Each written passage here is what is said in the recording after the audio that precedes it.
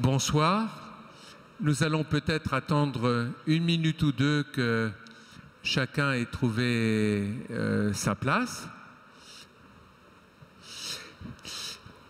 Et donc, nous allons commencer ce soir cet événement qui se tient pour la première fois dans l'Hôtel de Ville de Paris, qui veut honorer les entreprises d'origine étrangère qui ont choisi Paris comme base française, comme base européenne, parfois même comme base africaine de développement.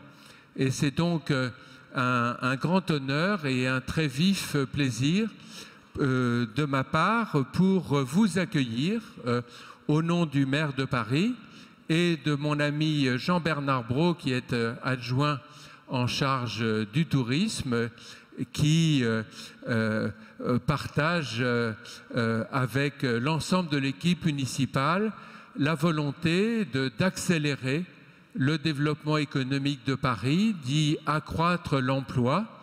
Et vous allez voir que les résultats de l'année 2012 en la matière n'ont pas été trop mauvais. Donc, le message très simple que nous voulons diffuser ce soir, c'est que Paris aime les entreprises françaises, Paris aime les entreprises étrangères qui se sont installées et se développent à Paris. Et je suis très heureux d'accueillir ce soir des deux ambassadeurs, Monsieur l'ambassadeur de Son Excellence, l'ambassadeur de Pologne et Son Excellence l'ambassadeur de Corée, d'accueillir de très nombreux ministres conseillers. Je salue Monsieur Miller, qui est ministre conseiller auprès de l'ambassade des États-Unis.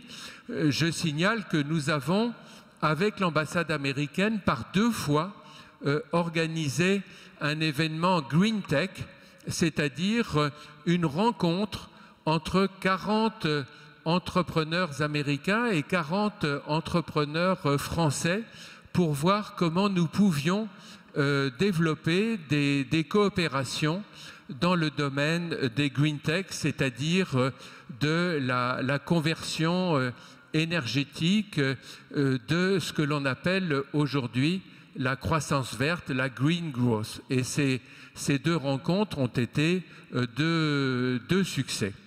Je salue aussi les élus parisiens qui vont nous rejoindre. Je salue aussi nos partenaires et en premier lieu l'agence Invest in France Agency et son président, Monsieur l'ambassadeur Appia, qui ce soir, comme il est naturel, aura le dernier mot, puisqu'il représente l'Agence française des investissements internationaux, dont Paris n'est qu'un petit territoire d'application.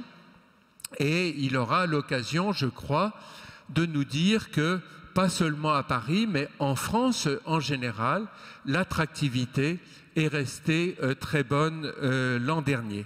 Je voulais aussi saluer les représentants de l'Agence régionale de développement parce que, contrairement à la tradition française, nous travaillons très bien ensemble, c'est-à-dire le niveau national de l'Agence française des investissements internationaux, le niveau régional de l'Agence régionale de développement, Paris Développement, qui est le Invest in Paris Agency, dont je salue la directrice générale Karine Bidard et toute l'équipe. Je préside aussi cette agence de Paris Développement, à côté de ma responsabilité d'adjoint au développement économique, à l'emploi et à l'attractivité internationale.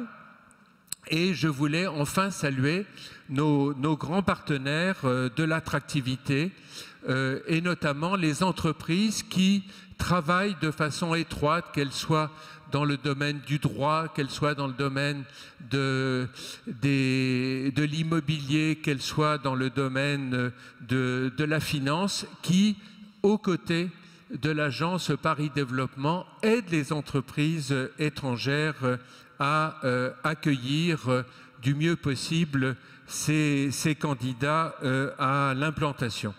Et je salue particulièrement les membres du Conseil de l'attractivité internationale. C'est une réunion majoritairement constituée d'entrepreneurs qui dirigent des entreprises d'origine étrangère. Monsieur Fannet, excusez-moi d'avoir oublié le monsieur, cher ami. Bon, Monsieur Fannet, qui interviendra tout à l'heure, est un membre éminent de ce Conseil de l'attractivité internationale qui se réunit périodiquement pour donner le point de vue des entreprises étrangères en direct au maire de Paris sur tout ce qui va bien et sur tout ce que l'on peut améliorer. J'aurai l'occasion de reparler de vous dans un instant. Et M. Narayan est aussi membre, au nom, si je puis dire, des entreprises indiennes de plus en plus nombreuses, est aussi membre de ce Conseil de l'attractivité internationale. Alors, juste quelques résultats parisiens qui vont s'intégrer tout à l'heure dans une grande fresque, pas trop longue, mais dans une grande fresque française pour l'année 2012. Nous avons, d'après les statistiques de l'Agence régionale de développement, nous avons accueilli 127 projets étrangers dans Paris intramuros, évidemment bien davantage dans la région parisienne, dans ce que l'on appelle aujourd'hui le Grand Paris. Et ces 127 projets de l'année 2012 se comparent à 126 projets en 2011. Et nous verrons notamment un des projets allemands qui va avoir la possibilité de s'exprimer dans un instant. D'où viennent ces projets ? Des États-Unis, Monsieur Miller, number one.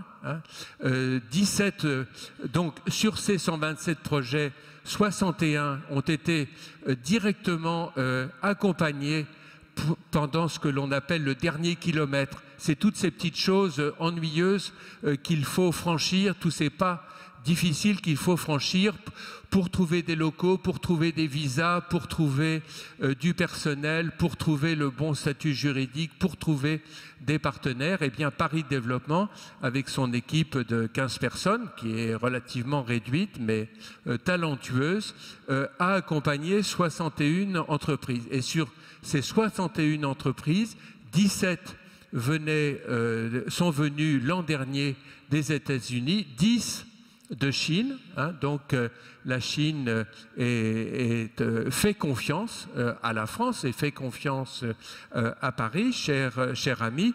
7 venaient d'Inde et 5 du Japon.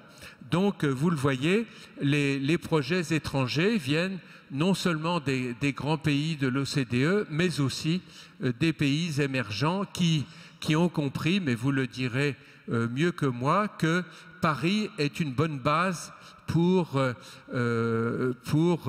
envisager le marché européen et parfois même un marché plus large.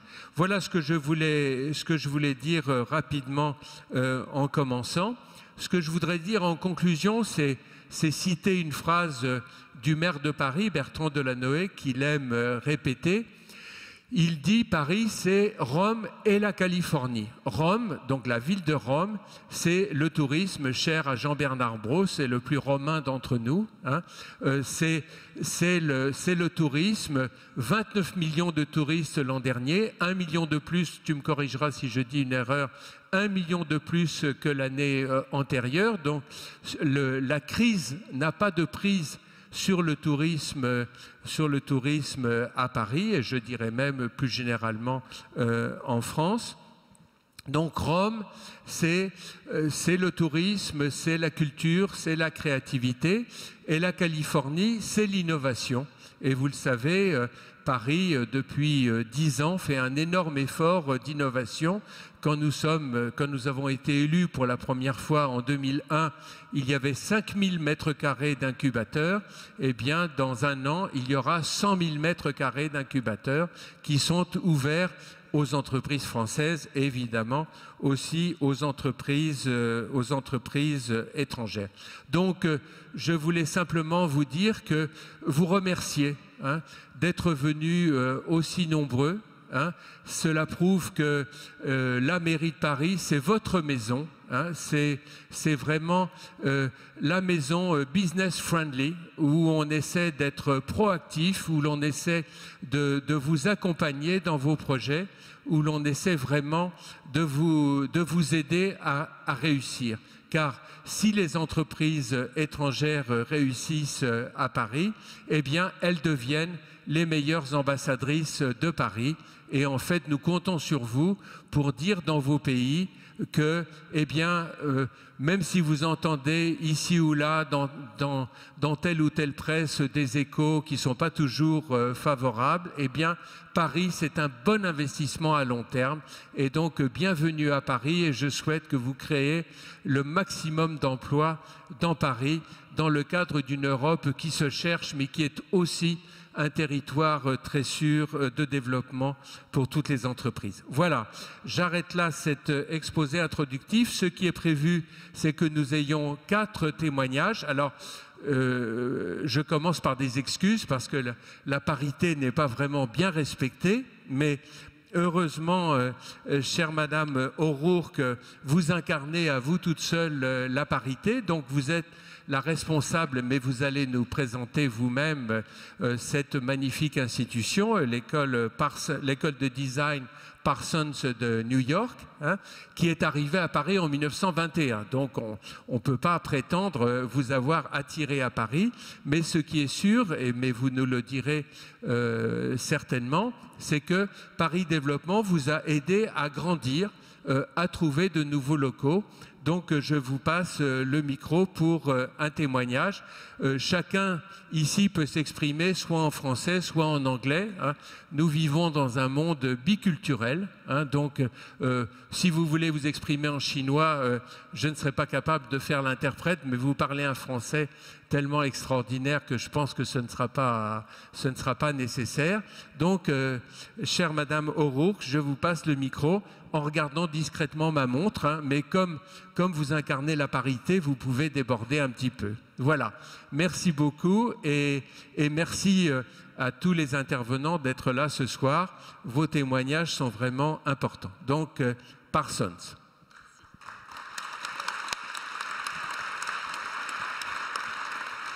So, bonsoir, et en fait, ça va durer que 6 minutes. Donc, I am going to speak in English this evening. So, again, good evening to everyone. I wish to first thank Monsieur Christian Sauter and the Mairie de Paris for inviting us, and Madame Karine Bidard, President of Paris Développement. My name again is Brigitte O'Rourke. I'm the director of Parsons Europe, which is the largest division of Parsons, the New School for Design, which is based in New York City and is part of the New School University. I have the pleasure of being personally based in Paris, even though the university is based in New York City. We are actually relaunching activities in Paris. We originally started in 1921 at Place des Vosges. We closed during World War II and then reopened again in the 80s, and are now relaunching from our university in the core of our university with the idea of not only offering art and design programs, but also encompassing the other 6 divisions of our university, which I'll explain in a moment. Our initial undergraduate degree programs will be in art and design starting this fall. And we will be in the Premier Arrondissement, first arrondissement, fourth quarter, very close to the Museum of Decorative Arts. And this is very fortuitous for us because we'll have a graduate program also in in decorative arts. And we happened by coincidence to find our location in the old location for the École Syndicat de la Haute Couture Parisienne, which had this location for 60 years. And the incredible designers that graduated from that institution, including Yves Saint Laurent, Valentino, and Issey Miyake. So it's very, very wonderful energy in the building. So the other programs that we'll be offering will be in fashion design, strategic design and management, and then on the graduate level, again, history of decorative arts, art studies, fashion studies, and design and technology. And these are all Master 2, so 2-year-long programs on the master's level. And then in the near future, we will welcome our other divisions as well. So our ambitions are to offer educational programs that are fully immersed within the French culture, that will provide a complement and especially a contrast to our New York-based programs. We do not want to do the same thing here that we do in New York, that we want to preserve the difference that exists. And that includes not just teaching, but also practice as professional artists and designers. So we have had many years now ongoing cooperation with new and some of the best French design schools, design thinkers, and French designers. And so we see Paris as being a valuable and enriching experience for students from all over the world. Our school in New York has the highest percentage of international students of any other school of design, and so we envision for Paris to be the same, and perhaps even more international. As a branch campus, Parsons Paris will be the new school's first global hub, and this hub will serve the whole of Europe, and so Paris becomes that central meeting point for all of our European projects. So this also means that we will have students who start and finish in Paris, so they can do as many as 6 years with us here in Paris. And also students who want to combine an experience with New York and Paris. What's important to know is that we will have full degree programs rather than simply study abroad opportunities. It takes time to get to know another culture, and I think 6 years is a good beginning to also learn the language and the way of dealing in business, and also just the challenging, critical atmosphere that Paris has always served. So we'll be seeking approval from the French Ministry of Education, and students will eventually receive their degrees from the New School University. So obviously Paris has a very rich history as an international city for art and design, but it's also serving as a challenging nexus, and always has, I think, for critical thinking across the arts, humanities, and sciences. So we are relaunching our activity in Paris in a new way that will address our larger universities. So Parsons is the largest division amongst 7.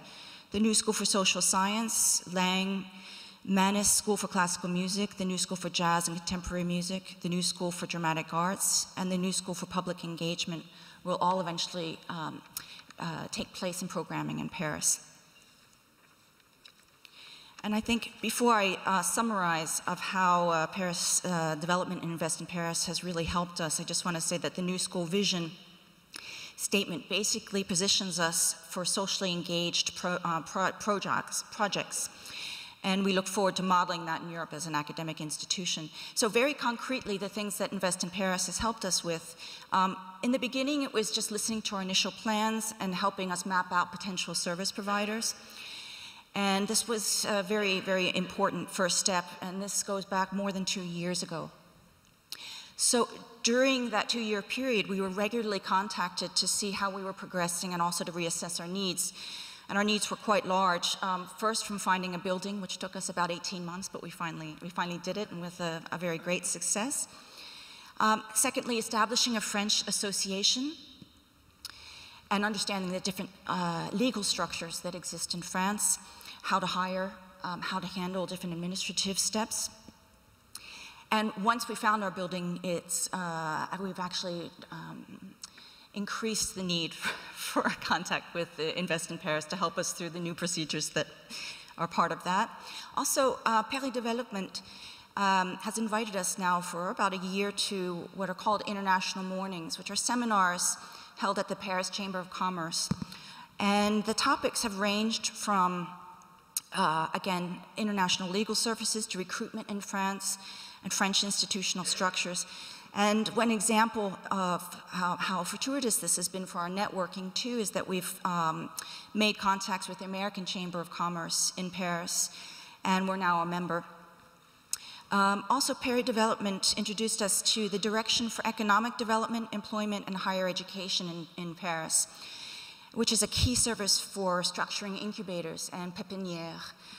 which are very important for us in the future because we'll be partnering with French design, business, and engineering schools for these incubators. And Paris Development also introduced us to APEC, which is called the Association for the Employment of Managers in France, and helped us navigate their system and online job openings website. And overall, Paris Development has helped us through many cultural and administrative tasks that would have taken much longer without such help. And I think most importantly, they've welcomed us as an institutional citizen of Paris. Thank you.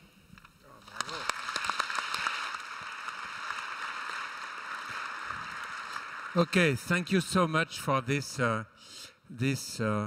explanation of what is the excellency of Parsons School and the little help you got from Paris Development. So now we cross the Pacific and we go to China. Et je vais donner la parole donc à Monsieur Ferney, qui est le président de la Bank of China en France. C'est une banque qui est installée, je crois, depuis 1986. Depuis 1986. Donc c'est probablement la plus ancienne banque chinoise à Paris. Depuis, vos concurrents sont venus s'installer, mais pas tous. Nous espérons que toutes les banques chinoises seront bientôt dans notre capitale. Et comme je l'ai dit, vous appartenez au Conseil de l'attractivité internationale de Paris, auprès du maire de Paris, et vous êtes le responsable de l'association des entreprises de Chine en France. Donc je vous donne la parole pour que vous témoigniez peut-être de votre joie d'être à Paris, mais peut-être aussi de ce qui ne va pas. Nous sommes entre amis, donc la franchise est de mise. Merci beaucoup. En tout cas, c'est un très grand honneur pour moi de participer à cette soirée consacrée donc, à l'investissement international à Paris. Qu'il me soit permis de traiter de deux thèmes. Le premier, c'est la présence de la Banque de Chine à Paris. Et le deuxième, c'est la perspective des investissements chinois en France dans les années à venir. En ce qui concerne l'implantation de ma banque, la Banque de Chine à Paris, effectivement que ça remonte à l'année 1986. Ce fut le début de la période de la mise en place de la politique de réforme et de l'ouverture en Chine. Et avec le recul de plusieurs années, nous nous sommes rendus compte aujourd'hui ô combien cette décision a été précurseur et important dans la stratégie pour accompagner donc les échanges entre la France et la Chine et aussi dans l'application de la politique à l'international de notre groupe.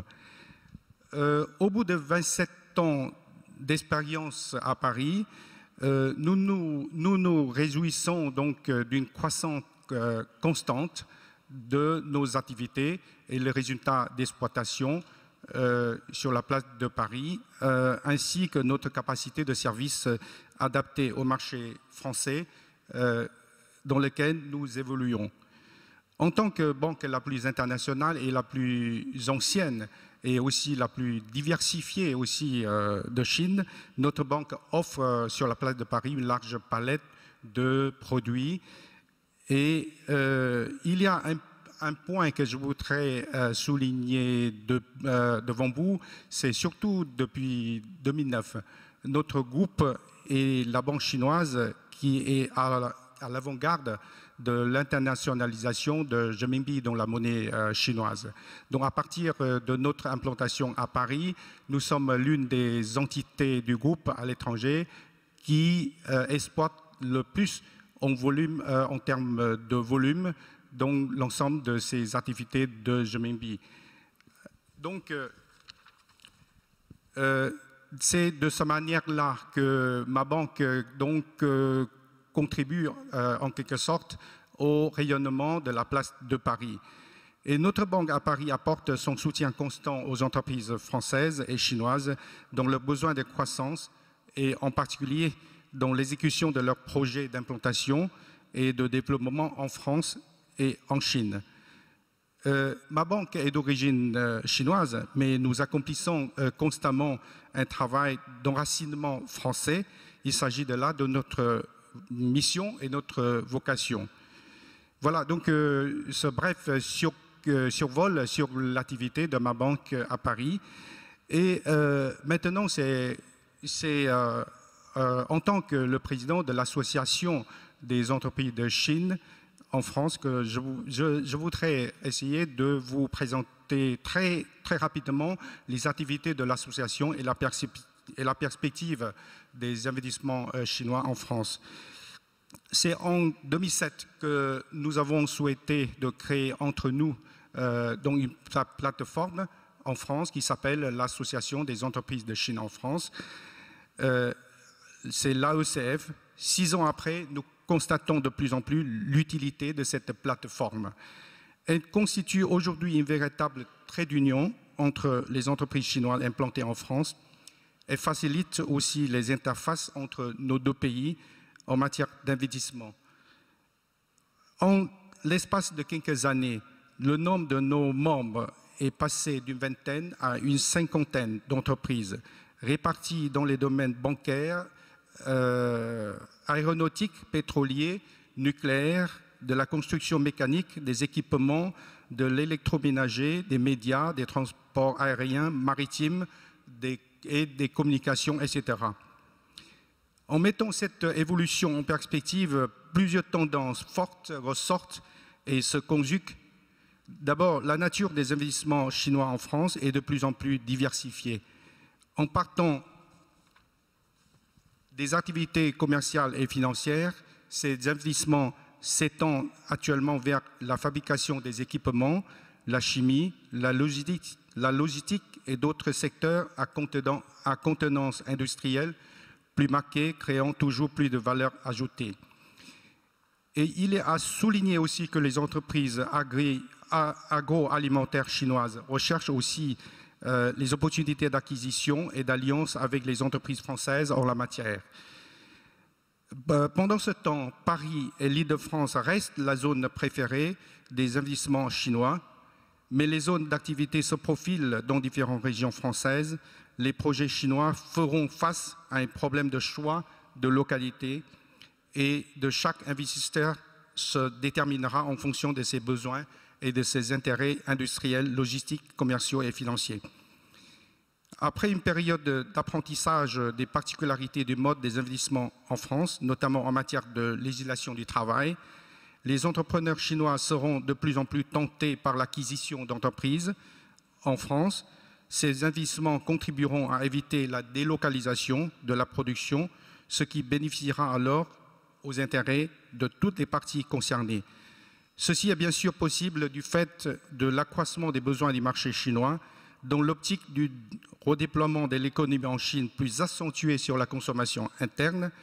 Les repreneurs chinois restructureront financièrement les entreprises acquises, leur donnant ainsi les moyens de moderniser l'outil de production tout en favorisant ainsi les exportations vers la Chine.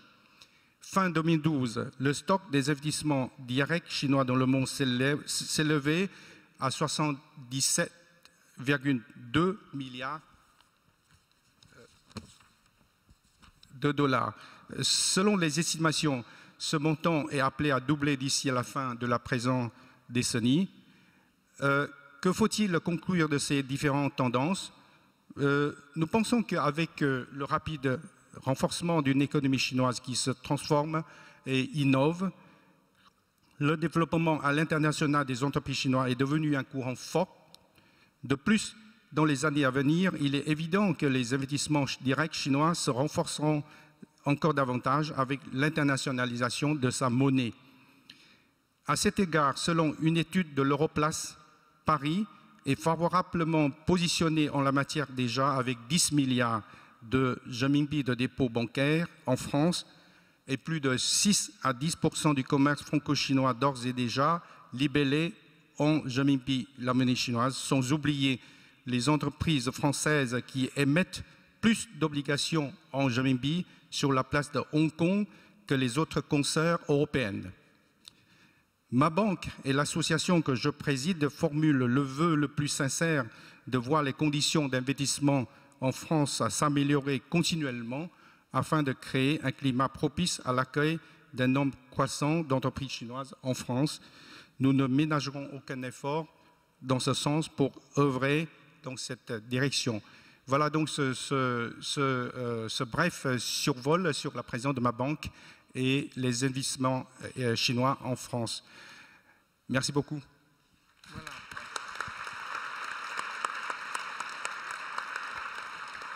Merci. Merci beaucoup. J'insiste sur 2 points. L'un que l'ambassadeur Appia va certainement reprendre plus tard, c'est le crédit d'impôt recherche, qui est un élément de la compétitivité, pas spécialement de Paris, mais de la France. Il se trouve qu'il y a beaucoup de chercheurs dans la région parisienne et ce crédit d'impôt recherche attire des laboratoires américains, maintenant chinois, bientôt coréens, de très nombreux pays. Et puis le deuxième point, ce sont les touristes chinois, sur lesquels nous essayons de veiller avec le maximum de soin, mais leur nombre double tous les 3 ans.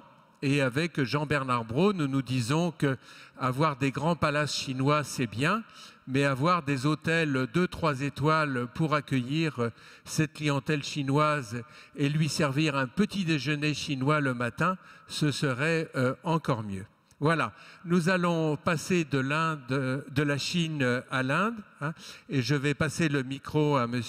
Narayanan, qui est donc le responsable de Tata Consultancy Services. On ne présente pas le groupe Tata, qui est vraiment absolument fondamental dans l'économie indienne.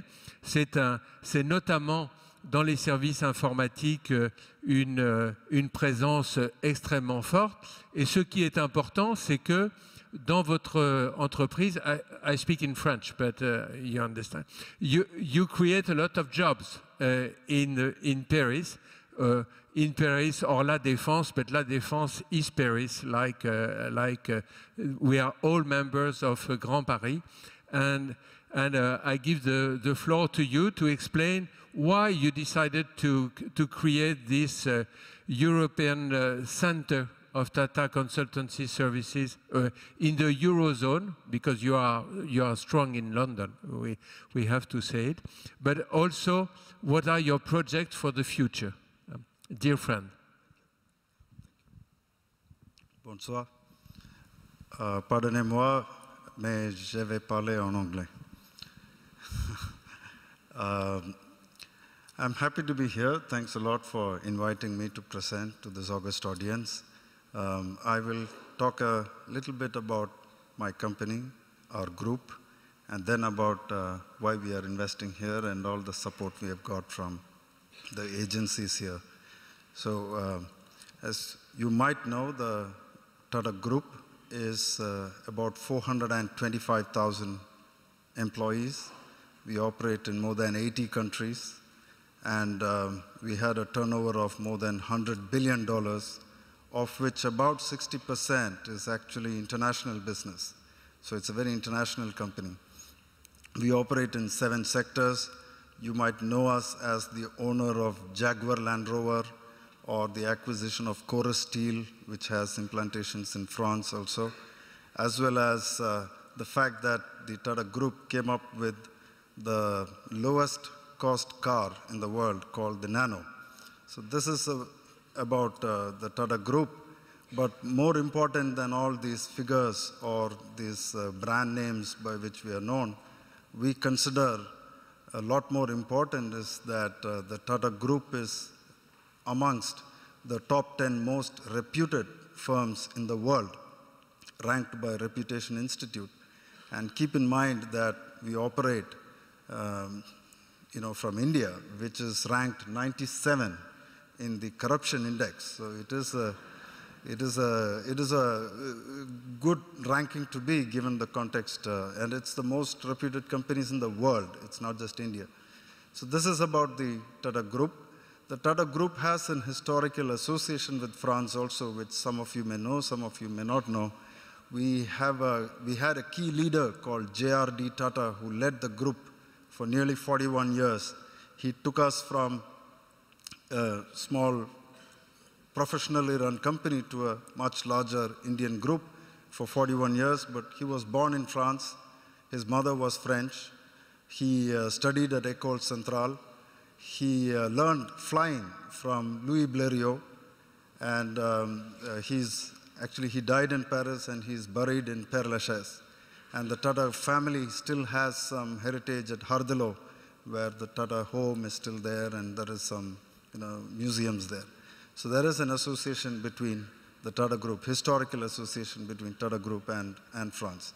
Now about TCS, we are about 275,000 employees. We operate in 55 countries all over the world.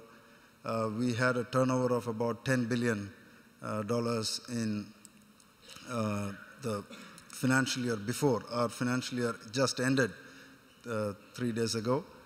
And we have been operating in France for many, many years, since 1992. In France, we have more than 50 customers.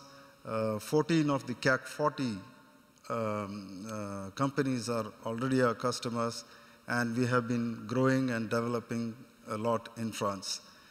With that said, about the business perspective in France, working in France, I have been with Tata TCS now for 20 years. This is my third company, and hopefully it will be my last. I first worked in India for a while, then I worked in Singapore as the country manager. Same role I do here. I was in Singapore for 4 years. I then went to the US. I was in the US for 5 years. And then I asked my boss, I wanted to work in Europe. And there was a choice given to me, either Germany or France. And I selected France. And I'm here for 3 years, and I'm happy to be here with all of you.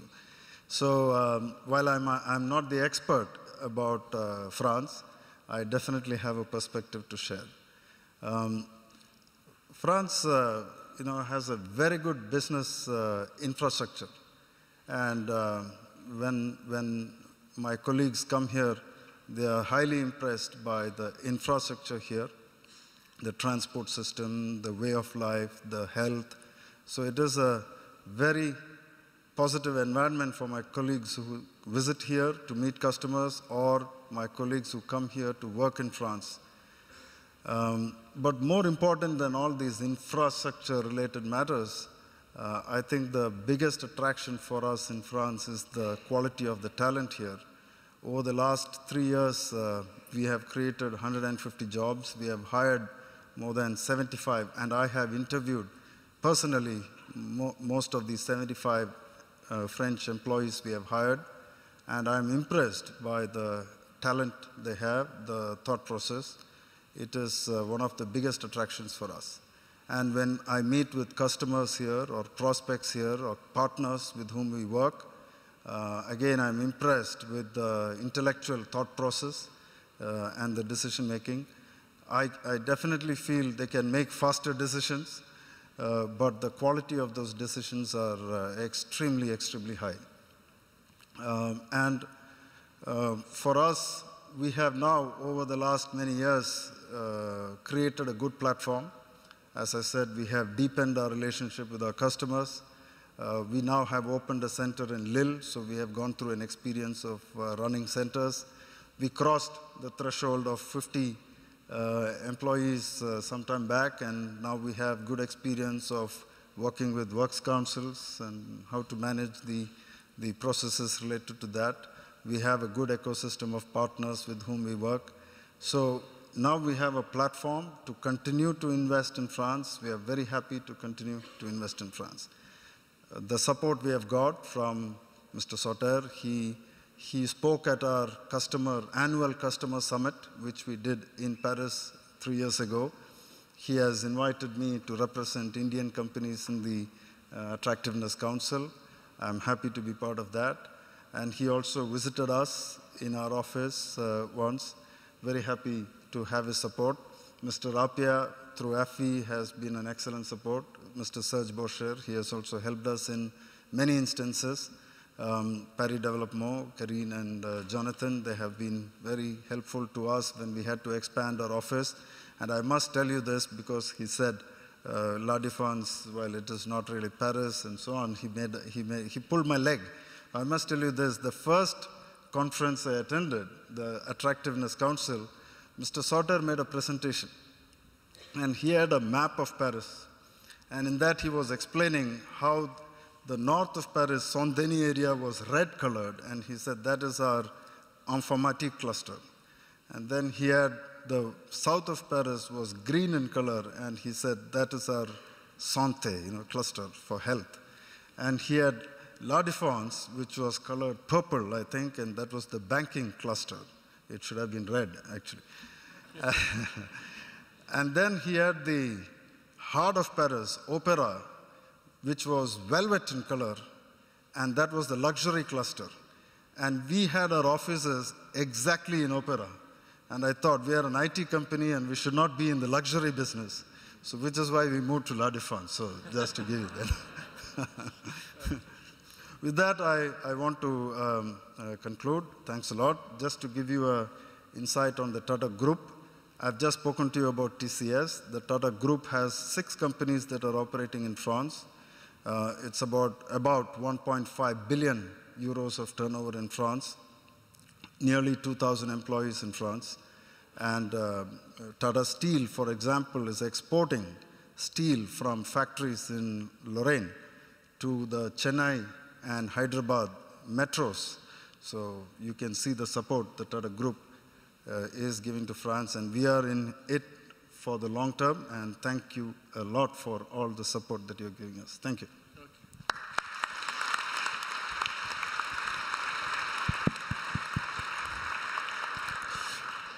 Ok, notre dernier intervenant est l'investisseur le plus récent parce que la compagnie allemande Motel One a remporté de haute lutte avec le groupe Vinci, je crois, la construction d'un hôtel Porte Dorée, donc c'est du côté de la porte de Vincennes, à l'est de Paris.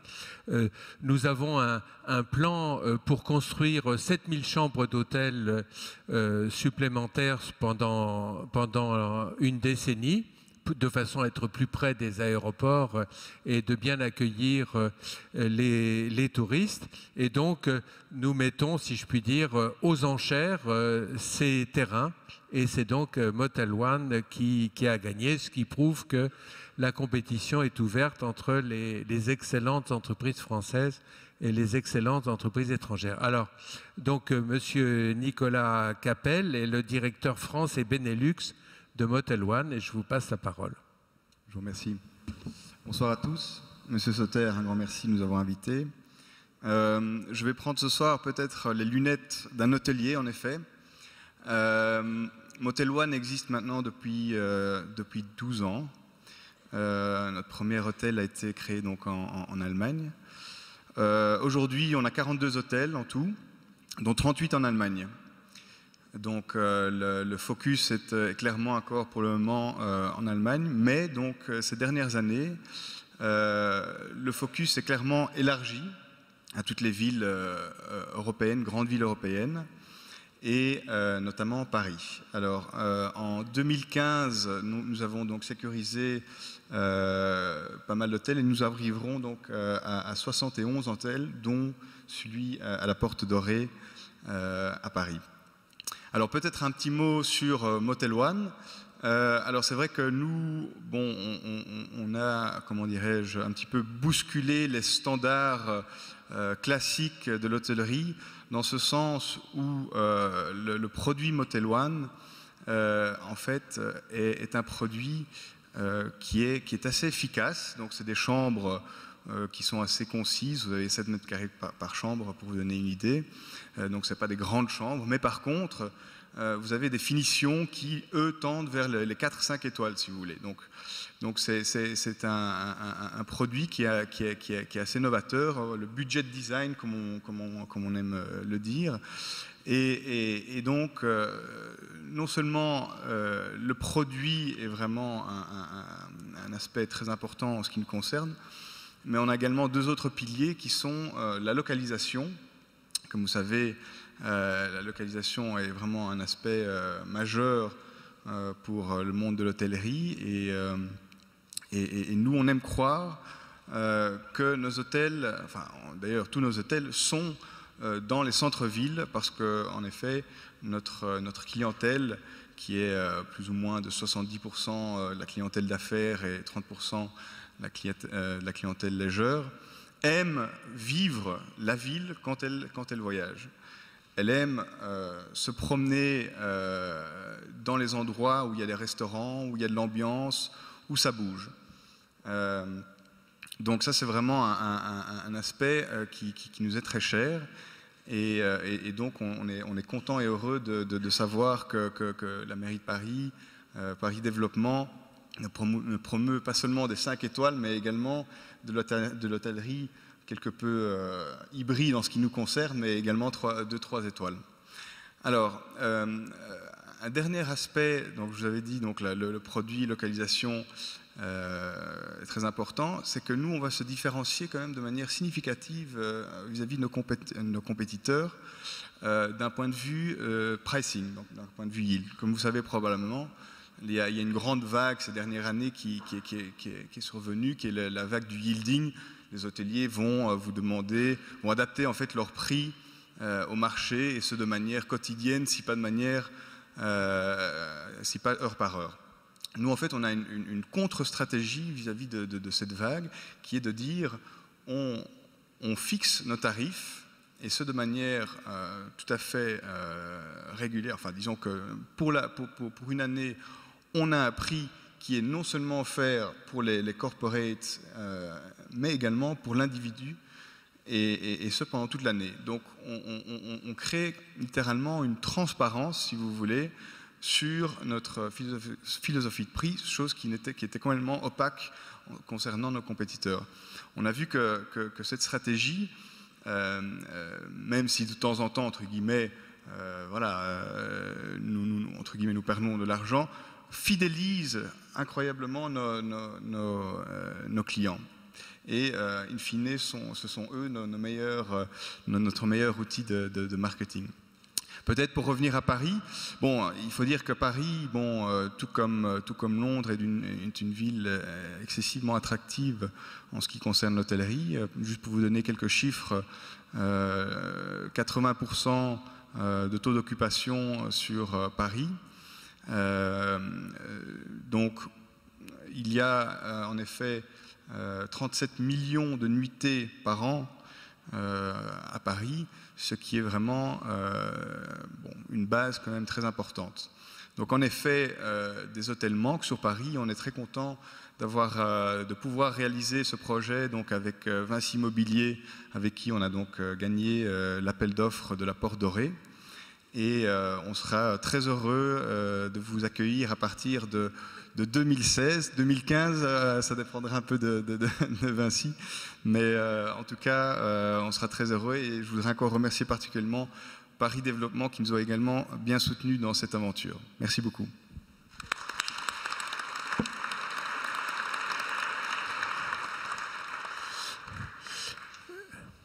Monsieur l'ambassadeur, je vous laisse le dernier mot. Je crois que vous avez publié hier ou aujourd'hui les résultats officiels 2012. Donc, c'est un jour, d'abord c'est un bonheur de vous accueillir à l'Hôtel de Ville, et en plus d'avoir en quelque sorte la primeur de ces résultats français dans lesquels peut-être vous glisserez une petite touche parisienne. Merci beaucoup. Merci, Monsieur le Ministre. Merci à Paris Développement de cette initiative, et merci de votre invitation. Je vais essayer d'être court, même si le sujet est immense. De fait, nous avons aujourd'hui placé sur le site internet de l'AFI, l'Agence française pour les investissements internationaux, le rapport qui est réalisé conjointement avec les partenaires régionaux de l'agence, qui décrit les résultats et analyse les résultats de l'année 2012. Je vais aller à l'essentiel. C'est un rapport qui, au-delà des résultats, revient sur la dynamique de l'investissement international et sur les atouts de la France. Je vais à l'essentiel pour, devant vous, partager une satisfaction qui est collective. Ce rapport apporte son lot de bonnes nouvelles. La première bonne nouvelle, c'est qu'en 2012, dans une conjoncture économique, en Europe en particulier difficile, avec beaucoup d'interrogations à l'étranger et hors de la zone Europe sur notre capacité collective à relever les défis de la maîtrise des dettes souveraines en particulier, nous avons en France observé une bonne résistance et plus que cela, une bonne attractivité de la France. Les chiffres le disent. Nous avons, avec les régions françaises, enregistré 693 décisions d'investissement à comparer à 698 l'année 2011, c'est-à-dire un chiffre comparable. Juste pour illustrer ce point, cela représente en moyenne hebdomadaire 13 décisions d'investissement en France prises par des entreprises étrangères, 13 chaque semaine. Deuxième satisfaction, c'est que ce bon résultat place l'année 2012 parmi les 3 meilleures années depuis au moins 15 ans. Donc on est, en dépit des difficultés conjoncturelles, face à une situation d'attractivité qui est bonne et qui se maintient. Ensuite, nous avons une autre satisfaction, c'est d'avoir vu nos partenaires traditionnels, je pense en particulier aux entreprises d'Amérique du Nord, États-Unis et Canada, confirmer très fortement leur confiance dans le site France, puisque pour ce qui est des entreprises américaines, c'est la meilleure année depuis 5 ans. 156 décisions d'investissement prises par des entreprises américaines. J'y insiste parce que, nous le savons, beaucoup d'entre elles choisissent Paris pour ces investissements. De la même manière, les entreprises italiennes, les entreprises d'Australie, de Russie ont signé en 2012 une meilleure performance depuis 5 ans. C'est dire que la confiance est là et la confiance se confirme. Troisième sujet de satisfaction, vous le savez, la France est le premier pays en Europe de destination de l'investissement étranger créateur d'emplois dans le domaine industriel. La France est numéro 1 en Europe. Et nous avons, dans ce domaine de l'investissement industriel, en 2012, confirmé l'attractivité du territoire français, de ces territoires, puisque nous avons environ 200 décisions d'investissement dans ce domaine. Ça représente 28% du nombre des projets, mais ça représente 42% de l'emploi créé. Donc ce sont des projets très contributeurs en emploi et c'est important dans la période actuelle, évidemment. Enfin, je ne voudrais pas oublier de citer la bonne performance dans le domaine des investissements en recherche et développement. Nous sommes tous attentifs, et Paris Développement le sait et pratique cela tous les jours, à cet accent que nous mettons sur l'investissement à forte valeur ajoutée, à forte intensité technologique, et cet investissement est très souvent recherché aussi dans les centres de R&D. Nous avons assisté en 2012 à l'échelle du pays à un rebond, une croissance du nombre d'investissements. 45 entreprises ont décidé en 2012 d'implanter ou de développer des centres de R&D dans notre pays. J'y reviendrai dans une seconde sur le volet du crédit d'impôt recherche. Voilà. Et puis, enfin, je voudrais dire que la confiance s'exprime aussi par les décisions d'extension de capacités existantes. En effet, les entreprises qui réalisent des investissements pourraient choisir d'autres destinations pour se renforcer. Plus de 300 d'entre elles ont choisi de renforcer leur base en France en investissant dans des extensions de capacités. Voilà. Ce bilan est bon. Faut-il relâcher l'effort? Sûrement pas. Pour 2 raisons. La première, c'est que nous sommes, vous le savez, dans un environnement très concurrentiel, ouvert, où chacun s'emploie à attirer de l'activité, de l'investissement, de la valeur ajoutée et des financements. La deuxième raison, c'est que nous avons évidemment, dans une conjoncture de faible croissance, à redoubler d'efforts pour valoriser les atouts du site France, les atouts de Paris, les atouts de chaque région française. Ils sont nombreux, je ne vais pas les citer.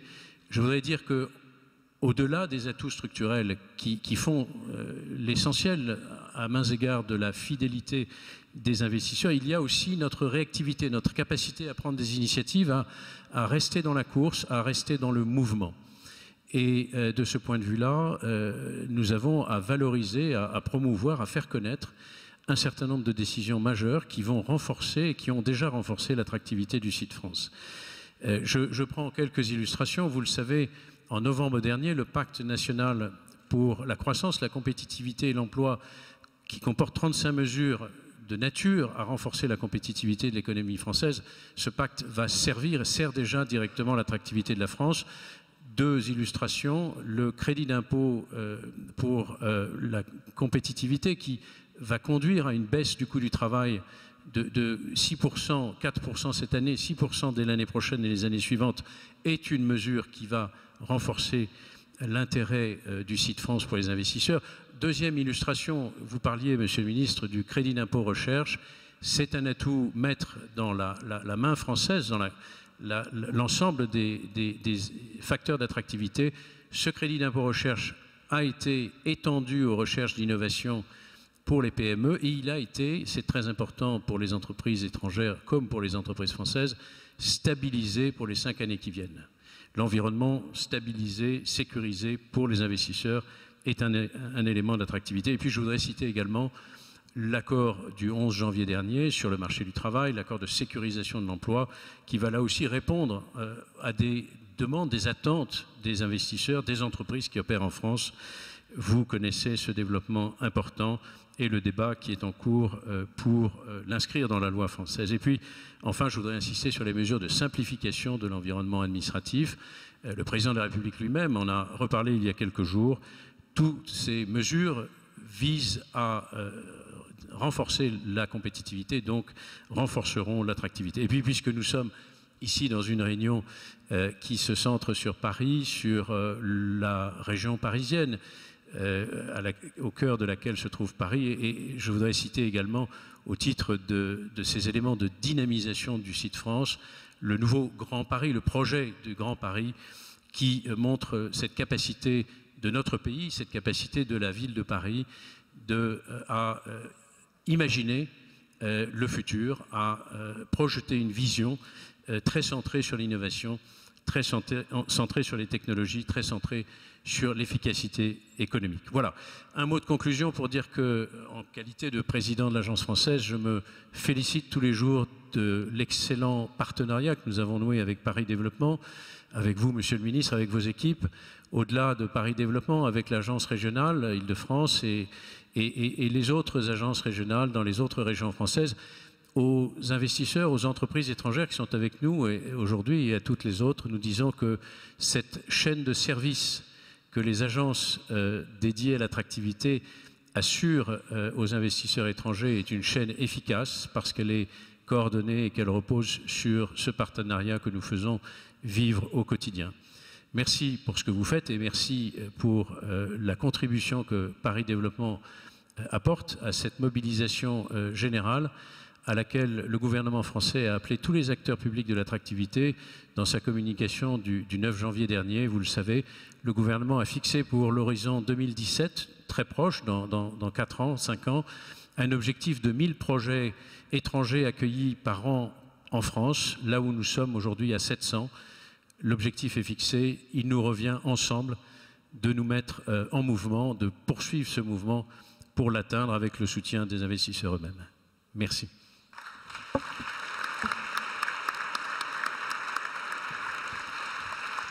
Voilà. Merci beaucoup, Monsieur le Président, pour ce message de confiance et d'encouragement. Donc nous allons reprendre des forces tous. Un buffet nous attend pour des conversations peut-être davantage informelles, davantage de contacts. Un grand merci à nos intervenants, à vous, Madame, et à nos amis. Merci, Monsieur le Président de l'AFI. Et je crois que vous êtes convaincus que les entreprises étrangères sont bienvenues en France, sont bienvenues à Paris. Vous contribuez au développement économique, à l'emploi et à l'attractivité internationale de notre pays et de notre capitale. Donc, allons trinquer ensemble, allons-y.